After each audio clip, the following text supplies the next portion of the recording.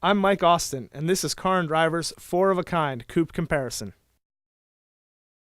We've selected 4 sporty coupes, all around the average price of $35,000. The Audi TT 2.0T, the Ford Shelby GT,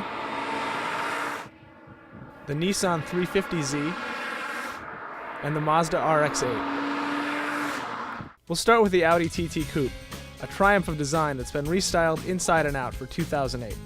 It's the only turbo and the only front-wheel drive car in our test. The TT has a premium interior and easy-to-read Audi instrumentation, but the back seat is for small people only. Price as tested, $38,470. The 2007 Ford Shelby GT is an off-the-shelf Mustang GT that's been upgraded by Shelby Automotive in Las Vegas. This tuning improves performance, but comes at a price. Under the phony hood scoop lies a real V8 with 319 horsepower bolted to a 5-speed manual gearbox. The exterior is tweaked by Shelby, and the upgrade follows inside with an authentication plate on the center of the dash. With leather seats and a 500-watt stereo, this Shelby tested just shy of 39 large. Then there's the Nissan 350Z, with the latest edition of Nissan's 3.5-liter V6. For 2007, it comes with more horsepower, more torque, and a higher redline. The Z has a bulging new hood to accommodate the taller engine block.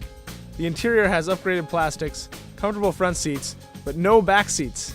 The base 350Z came without stability control, a limited slip differential, or cruise control.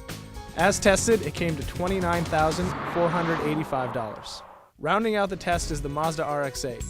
Virtually unchanged since 2004, it's the oldest car in the test. Its 232 horsepower rotary engine sits low under the hood. The RX-8 has 2 rear doors, which open backwards for easy access to the back seats. Keyless ignition, sunroof, satellite radio, and a navigation system bring our loaded RX-8 in at $34,095.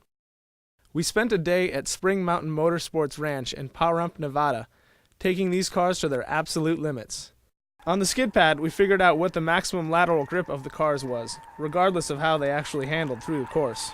The TT and 350Z were tied for first at 0.93 Gs, while the GT and the RX-8 followed right behind at 0.92 Gs. The GT gave a preview of its sideways ability, which we later exploited on the track. The lane change test simulates a real-world accident avoidance, only we only hit cones instead of cars or people.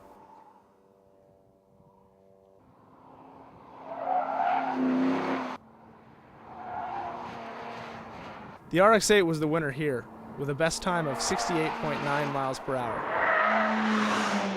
Now, a little bit about the track at the Spring Mountain Ranch. We used the 1.74-mile Radical Loop. 3 features I'd like to point out. First, a sharp drop in the road after turn 6R leads into a long off-camber right turn at 7R. This had the effect of unloading the car's inside rear wheels coming down the turn, and the long off-camber right turn put a lot of stress on the outside front wheel, which made for a pretty hairy corner. This was most noticed on the front drive Audi TT, which was prone to sliding the back end if you let off the gas even one bit. Second, slowing from top speed at turn 8R really punishes the brakes. This was especially problematic for the Shelby GT, which showed fade after just a couple of laps. Turn 12R was a great spot to slide out the tail on the Shelby GT and the 350Z.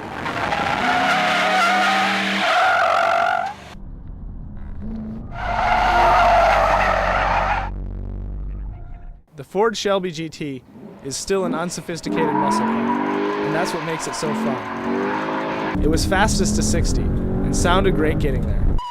The powerful V8 can really launch you, but steering, suspension, and brakes are not on par with the rest of the group, especially when the roads are less than smooth. While its tire smoking ability is unchallenged, it's hard to reconcile the cost when you can have just as much fun in a standard Mustang GT. The Nissan 350Z was right behind the GT in 0 to 60 and had the fastest lap time.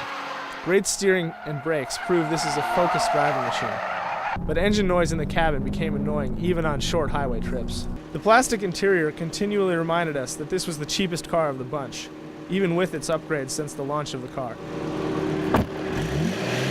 So think of this 350Z as a Japanese Corvette.